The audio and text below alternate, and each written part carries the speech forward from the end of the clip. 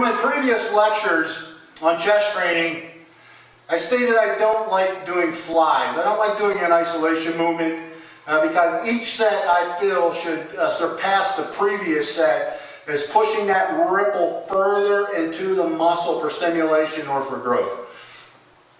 But if I should choose to finish up with a set of flies, and often I will just to pump blood into the flies, stretch out and pump blood. I may or may not be looking for any growth. But even though I'm doing flies, I'm not a big believer in flies, I'm going to try to use maximum resistance and do my flies as hard and as difficult as I can in hopes that I can stimulate further in that last set or the previous sets. Now, I don't like a standard rear delt chest fly with the long handles. I really don't like it. A lot of transference of stress from the wrist to the elbow, and then a lot of pre-stretch on the anterior delt, which is a little too harsh. So even though you're maximizing the amount of weight you're using on a regular rear delt standard chest fly machine, I don't prefer those. I have quite a few of them. So what I moved in here is this Atlantis Pec Deck. Now I prefer a pec deck because I prefer your arm in this manner with the pad here. And then you're taking out the wrist to the elbow stress that often picks up a lot of the resistance. And you're putting the whole resistance then into the chest because you're basically just closing in this manner. Now this type of fly pec deck is a little more difficult than this angle. Because this angle, like I said, you're incorporating a lot more into it. Wrist, forearm, anterior delt. So I'm going to do this set of flies, and I'm going to show you just what I mean about if I'm going to do any flies, what it's going to take to try to surpass any previous sets of compound movements. Now, I maxed out this stack. It's a pretty decent heavy stack, and I got the accessory weights on this stack.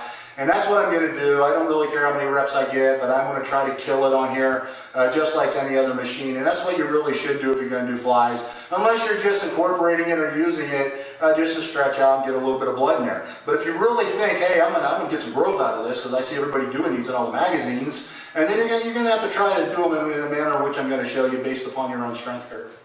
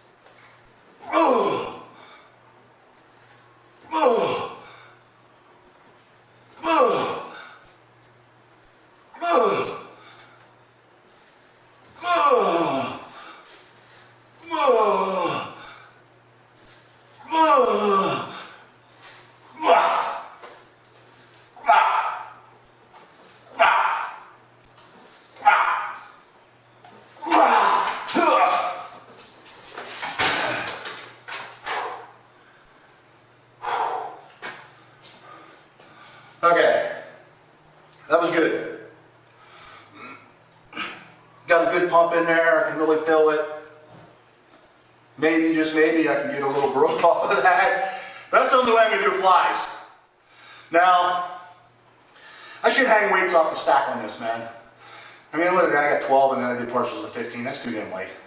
If I'm going to do flies, I want to drop into 6 to 10 just like everything else, and a little bit higher rep range. And you saw how I do my laterals on my shoulders. I got that set with the Medics Avenger plate loaded lateral. I dug in deep, one arm, real heavy, threw them up, 7 reps. That's how I prefer to do flies when we do flies on a machine. Super, super heavy.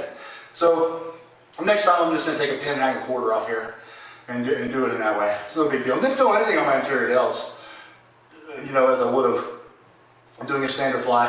But that's the only way I'm going to do flies. That's how you should do them if you're going to do them. No dumbbells, man. No way.